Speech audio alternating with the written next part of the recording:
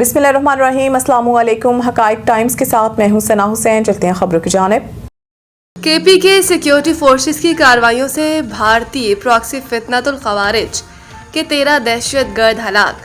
पाक फौज के शोबा ताल्लुकात आमा ISPR के मुताबिक 30 मार्च 2026 को KPK में 2 मुख्तलिफ कार्रवाइयों के दौरान भारतीय प्रॉक्सी फितनतुल खवारिज से ताल्लुक रखने वाले 13 दहशतगर्द हलाक कर दिए गए।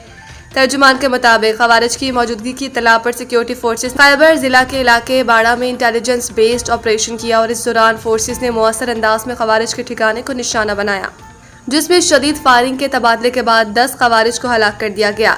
ISPR के मुताबिक एक और इंटेलिजेंस बेस्ड ऑपरेशन जिला बनू में किया गया, जहां फायरिंग के तबादले में मजीद 3 खवारिज दहशतगर्दों को हलाक कर दिया गया। बयान में कहा गया है कि इलाके में किसी भी मुमकिना भारतीय सरपरस्ती में काम करने वाले खवारिज दहशतगर्दों के खात्मे के लिए क्लियरेंस ऑपरेशन जारी है। अमरीकी सदर डोनाल्ड ट्रंप का 2 से 3 हफ्तों में ईरान जंग से निकलने का ऐलान। अमरीकी सदर डोनाल्ड ट्रंप ने मीडिया से गुफ्तगू में कहा कि अमरीका 2 से 3 हफ्तों में ईरान जंग से निकल जाएगा। मुमकिना तौर पर इससे पहले डील हो सकती है। जंग खत्म करने के लिए ईरान से डील जरूरी नहीं। अमरीकी अवाम को बताना चाहता हूं कि एक शख्स एटम बम बनाना चाहता था, इसलिए कार्रवाई की। डोनाल्ड ट्रंप ने कहा कि रजीम चेंज मेरा मकसद नहीं था, मेरा मकसद था कि एटम बम ना हो। यूरोपीय ममालिक पर बरहमी का इजहार करते हुए फिर बोले, फ्रांस और कोई दूसरा मुल्क ऑयल गैस चाहता है तो अपना हुर्मत से जाकर ले ले। मेरा ख्याल है कि वो अपना दिफा कर सकेंगे। अमरीकी सदर का कहना है कि अपना हुर्मत में जो कुछ होगा उससे हमारा कोई लेना देना नहीं होगा। चीन जाए और अपने बहरी जहाजों को तेल से भर ले, उन्हें अपनी हिफाजत खुद करना होगी। कोई वजह नहीं है कि हम इनकी हिफाजत करें।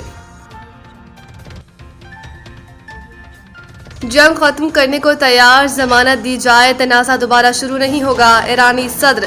ईरानी मीडिया की रिपोर्ट के मुताबिक ईरानी सदर मसूद पज़ेश्कियान ने यूरोपीय कौंसिल के सदर अंतोनियो कोस्टा से टेलीफोन पर गुफ्तगू करते हुए कहा कि अगर उन्हें मजबूत जमानतें दी जाएं कि मुस्तकबिल में इन पर दोबारा हमला नहीं किया जाएगा तो वो अमेरिका और इसराइल की जारत के खिलाफ जारी लड़ाई खत्म करने के लिए तैयार है। इनका कहना था कि ईरान अपने हमसाया ममालिक की खुद मुख्तारी का एहतराम करता है और कभी भी उन्हें नुकसान पहुंचाने की कोशिश नहीं की।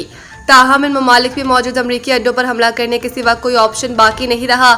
मसूद पज़ेश्कियान ने कहा कि ईरानी फौज की मुज़ाहमत और ईरानी अवाम के इत्तेहाद ने नाजुक हालात पर काबू पाने में मदद दी।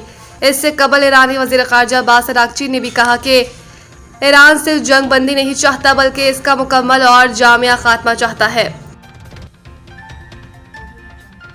KPK माली साल के पहले 6 माह में कर्ज 809 अरब से तजावुज कर गए।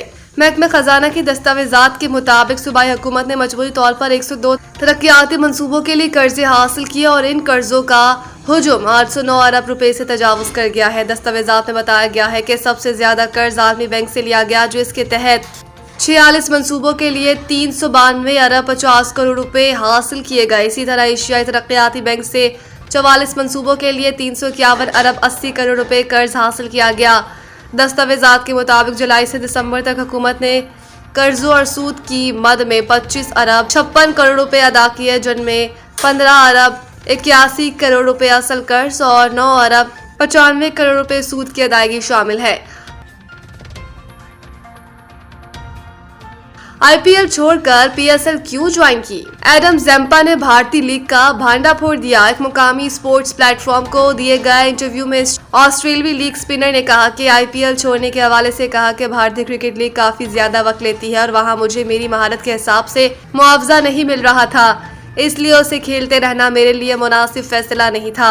एडम ज़ेम्पा ने कहा कि मैं IPL छोड़ने के बाद इब्तदाई तौर पर क्रिकेट से वक्फा लेने का सोच रहा था, लेकिन अचानक PSL खेलने का मौका मिला जिसे मैंने कबूल कर लिया और ये सब कुछ बहुत जल्दी हो गया, जिसे मैं एंजॉय कर रहा हूँ।